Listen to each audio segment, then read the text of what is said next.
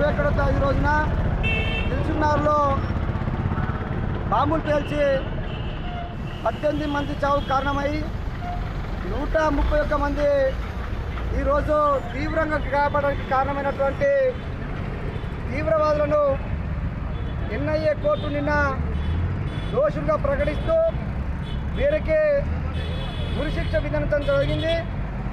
ఈరోజు భారతీయ జనతా పార్టీ నిన్న తీర్పును హర్షం వ్యక్తం చేస్తూ ఈరోజు బాణసంచా కాల్చి మేము ఈరోజు సంబరాలు జరుపుకోవడం జరిగింది.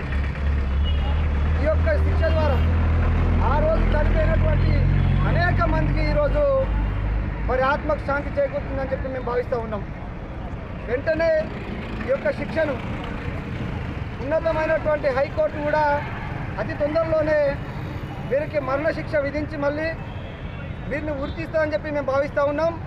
ఈ యొక్క నిన్న కోర్టు తీసుకున్నటువంటి నిర్ణయం రాబోయే రోజులలో ఈ యొక్క పాకిస్తాన్ ప్రేరేపిత ఉగ్రవాదులకి ఇది ఒక చెప్పబెట్టలాంటి నిర్ణయం అని చెప్పి భారతీయ జనతా పార్టీ అధికారంలోకి వచ్చిన తర్వాత ఇలాంటి వాటిని ఎట్టి పరిస్థితిలో కూడా ఉపేక్షించేది అని చెప్పి రాబోయే రోజులలో ఈ యొక్క తీవ్రవాదం పైన నరేంద్ర మోడీ గారి ప్రభుత్వం ఒక ఉక్కుపాదం మోపి ఈరోజు ప్రజల ప్రాణాలకు రక్షణ ఉండడం కోసం ప్రయత్నిస్తుందని చెప్పి ఈరోజు మేము తెలియజేస్తూ ఇలాంటి తీవ్రవాదులకు ఇది ఒక హెచ్చరికగా ఒక గుణపాఠంగా ఈ యొక్క నిన్నటి తీర్పు ఉంటుందని చెప్పి మేము తెలియజేస్తూ ఉన్నాం.